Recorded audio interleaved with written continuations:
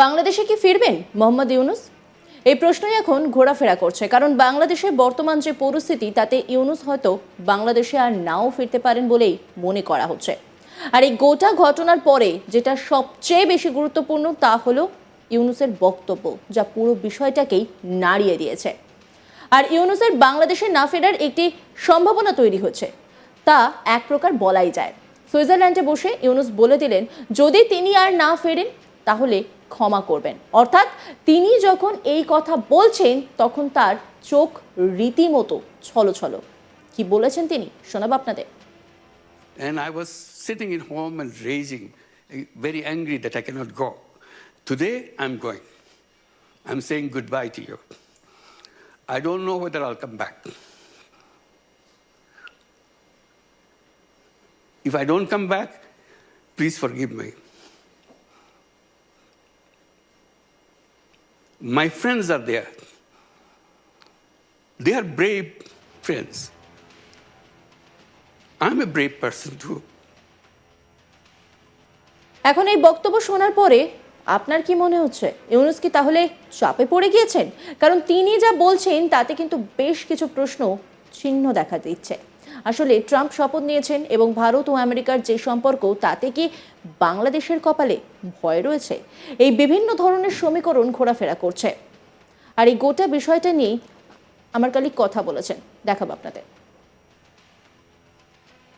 একজনের কথা বলতে গিয়ে ডাভোসে বসে এতটা ইমোশনাল কেন মোহাম্মদ ইউনূস? অন্য কিছুর গন্ধ পাওয়া যাচ্ছে নাকি? আমাদের ইতিহাস যদি আপনি দেখেন, পলাশিতে সিরাজকে ওনার জেনারেল একটা পুরুষ মীর জাফর যখন বিট্রে করলেন, ক্লাইভ ছিলেন ওর আগেনস্টে, মেজর কুটি ছিলেন ইস্ট ইন্ডিয়া কোম্পানির, তখন সিরাজ পালালেন আর অনেক দূরে গিয়ে উনি ধরা পড়লেন। আজকে প্রফেসর ইউনূস নিজের মাটিতে কথা বলতে পারতেন না, উনি ভয় করেছেন, ভয়ে পালিয়েছেন, আর একটা বিদেশে মাটিতে গিয়ে উনি এসব কথা বলছেন, চোখে জল আনছেন। এই কথাটা তো পটাক্ষেপ অনেকদিন আগে হয়ে গেছিল। 30 ডিসেম্বর ওনার অফিসে গিয়ে এই ছেলেগুলো, এই যারা আপনি নিজেকে পড়ুয়া বলেছিল, যারা এনাকে এনেছিল, ওনাকে অনেকবার ধমকি দিয়েছিল কি স্যার এটা হবে না। উনিও ধমকি দিয়েছিলেন যে আমি রিজাইন করব।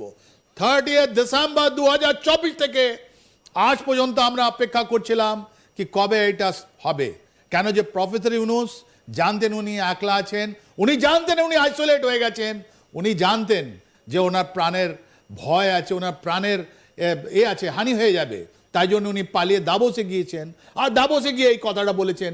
এটা তো খুব ভালো কথা নয়। উনি তো ইন্টারিম গভর্নমেন্টের চিফ, উনি তো বাংলাদেশ মাটি, যেরকম জেনারেল ওয়াকুর জামান 31 ডিসেম্বরে একটা প্রেস কনফারেন্সে বলে দিলেন কি আমি প্রফেসর ইউনূসের আন্ডারে নয়, আমি তো প্রেসিডেন্ট মোহাম্মদ সাবুদ্দিন চাপ্পু ওর আন্ডারে আছি। উনি কথাই বলতেন না প্রফেসর ইউনূসের সঙ্গে। প্রফেসর ইউনূস বুঝতে পেরেছিলেন ধাপে ধাপে এই যে ন্যারেটিভ, এই যে আর্টিফিশিয়াল ন্যারেটিভ ওরা তৈরি করেছিল, 17 কোটি বাংলাদেশের ভাই বোনকে যারা এটা মিসগাইড করেছিল কি গণ অভ্যুত্থান হয়েছে, ওই গণ অভ্যুত্থানের কথাটাও সবাই জানতে পারলো এটা কু ছিল, কু অ্যান্ড সাধারণ কু which was led by General Waker Zaman, right. ওর মধ্যে ছেলেগুলো ছিল, ওর মধ্যে বাংলাদেশ আর্মি চিফ ছিলেন। ওর মধ্যে যখন প্রফেসর ইউনূস আসলেন তবে থেকে বোঝা গেল he is not in control, he is not in control, he was never in control.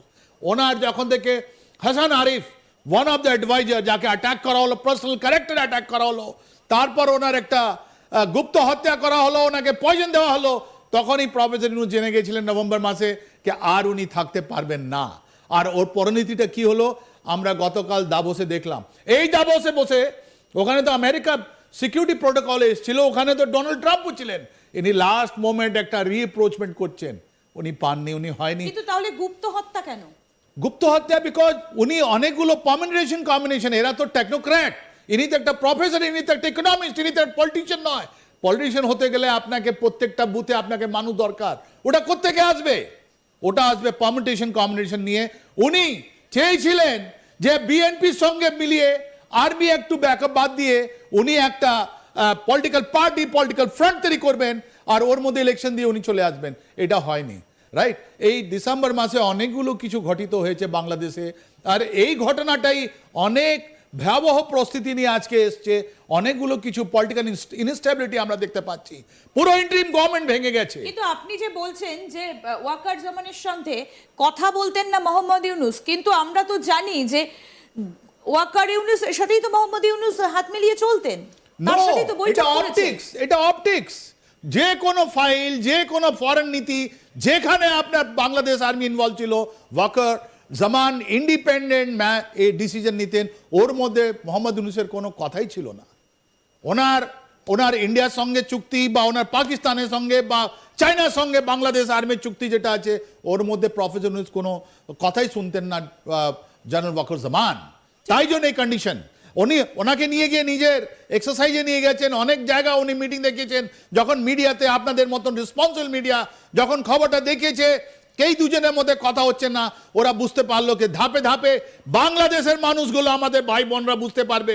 তখন উনি দুজনের মধ্যে একটু ফটোশুট হলো, কিন্তু ওদের মানে মধ্যে আপনি কোনো বলছেন যে হয়নি। দুজনের মধ্যে কোনো কথাবার্তা ছিল না, পুরোটাই ফটোশুট। ওনার চোখে জল, এবং উনি একটা ছেলেকে বর্ণনা করছেন যে সাহসী সবাই, সব বন্ধুরা রয়েছে, এবং পরক্ষণে বলছেন যে আমি নিজেও সাহসী। কোন রকম কোনো ইঙ্গিত কি দিচ্ছেন খুব স্পষ্ট করে? উনি কি ইঙ্গিত দিবেন? 8 আগস্ট থেকে বাংলাদেশে 2000 থেকে বেশি কেস হয়েছে, আমাদের কত 2000 থেকে বেশি লোক ওখানে হত্যা করা হয়েছে।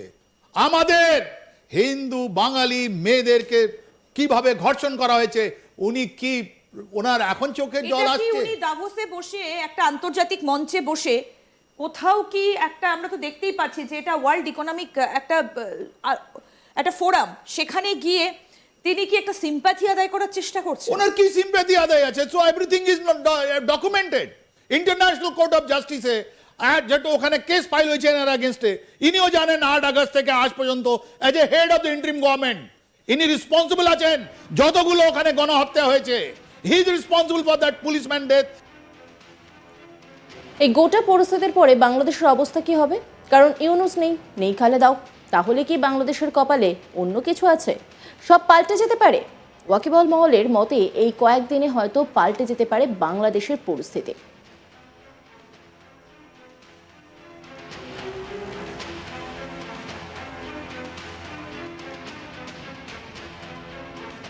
ইউনূস ঠিক কি বলেছেন জানি, এত জল্পনা শোনাবো আপনাদের। And I was sitting at home and raging, very angry that I cannot go. Today, I'm going. I'm saying goodbye to you. I don't know whether I'll come back. If I don't come back, please forgive me. My friends are there. They are brave friends. I'm a brave person too. অন্যান্য খবরের আপডেটের জন্য অবশ্যই নজর রাখুন আজ তাক বাংলার ইউটিউব স্ট্রিমিংয়ে। লাইক, কমেন্ট, শেয়ার এবং সাবস্ক্রাইব করতে ভুলবেন না।